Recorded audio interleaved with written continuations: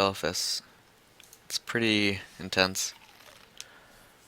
Um, First time took us forever. We didn't get it down for a few weeks, I think. So, in the very beginning, you activate the NPCs that are running through this hallway up here. Once the NPCs hit about here, you want to start popping your music. This is just to burn him from his initial 100% all the way down to 95%. You see he comes out. The most important thing you do here is make sure your tank is aggro. See how he jumps up once, he'll jump up twice. After that, wait a few seconds and then start DPSing the boss. Just make sure, just watch your threat meter. Make sure your tank has fucking aggro. Okay, so you DPS him from 100 to 95%. This is when 5 ads spawn, not just 4. So the first guy you want to target, I don't think you have to, it would just be a lot easier, is this guy, Holy Shield of Trail. For some reason it's Trail, I don't understand. Anyway, he does a cast, which is Judgment of Fate. It's basically an AoE to random people in the raid. If everybody could focus this guy, which never happens, but if you could all focus him at the same time and burn him down before Judgment of Fate ever goes off, you're gonna have a good time. There are other skills that hurt more, like you can see what just happened to SCOTUS. It's a destruction chain, which happened right back here. We think it's prevented. It lessens the damage the farther someone is away. So if someone's far away, it comes back in and damages for less. But if we're all stacked up, there's a potential that it kills one random person. So if you have one person a little bit farther away, that could be the reason it didn't kill anyone in this instance. So anyway, try and DPS. So you're probably not gonna unless everybody can focus at the same time, but it's really difficult to tap through them. And then you notice there are 4 other ads after this. They are clones of Maderoth, which is the boss. You need to kill them in an order based on their debuff. So we already killed the other one who was a blue debuff. Let's see if I can pause it on him. You just tab target through them. I don't have anything special. Stop telling me to give me my macro I have. Just target the correct one. I don't. I tab target. I use the tab button. So the first freaking clone you want to target is the one with the blue debuff right here. That's who you target first. You kill him. Next, who do we move on to?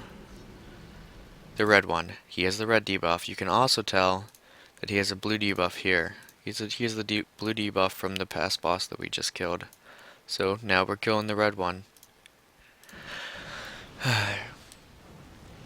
Each debuff represents a different set of skills the clones have. So yeah, so now he has the red debuff and we're killing green next. The one in the front. So now we're killing the green one. And lastly, we go for the yellow one. So it's literally every time this clones up, it goes blue, red, green, yellow. If you want, you can make a little macro. I have mine right here. And you can make it like a little sage chat or something saying the order so if people forget, just spam it every now and then. Anyway, you kill them in that order.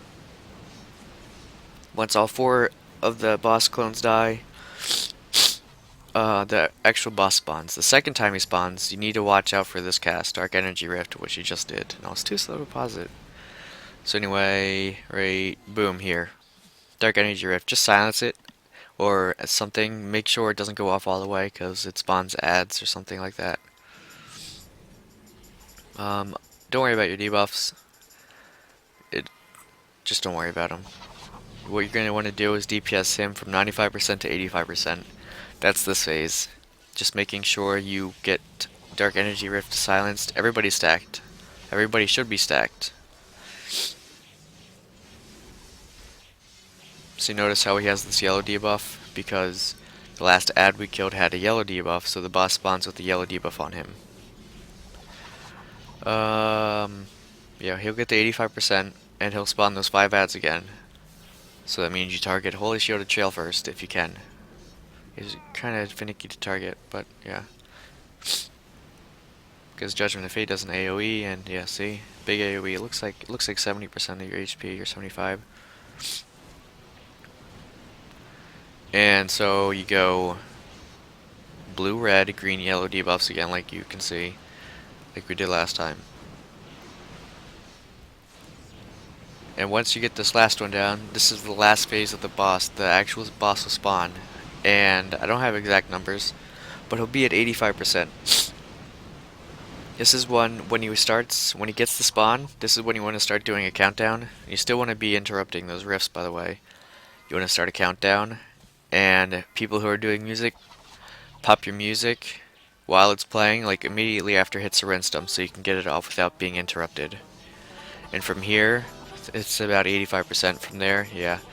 To I think it's like 70%, he goes invulnerable, so it's a straight burn from 85 to 75. It's just the easiest way to do it. You'll see if you don't do it this burn way, there's these little crystals that spawn right here. These crystals, when the boss gets near them, the crystals spawn randomly on players, by the way. When the boss gets near these crystals, he heals himself, which, if you don't burn, he starts healing really fast. So if you have problems with this kind of thing, I forget, you could come up with something because it's a random person. Yeah, anyway. So if you can't burn, just get him away from the crystals and kite him around and DPS him down. So, but we burn him. So we're burning him from 85 to about 70%. 70%. Then he goes invulnerable. See, we didn't get the cast canceled or something. That's why they add spawn, and then it gets hard to target him. So, I don't know why I went to 63. I'm pretty sure it's like 70%, but since we nuked him so fast, I guess, we've got him to like 50% before too. Before he went invulnerable. But the first time we did it was like 70 or 75%. So he'll go through dialogue with Sismond, and then you get your loot. And hopefully you get an orange stat and not some crappy shield with a yellow stat on it.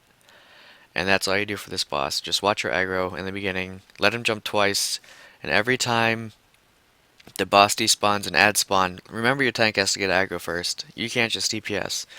And then once those are all dead and the boss respawns, your tank has to get aggro again. Don't just go ham and freaking start DPSing because you're freaking trigger happy or something. If you're trigger happy, you're not viable. If you're not viable, you're gonna die. If you're gonna die, you're not DPS and you're not a healer.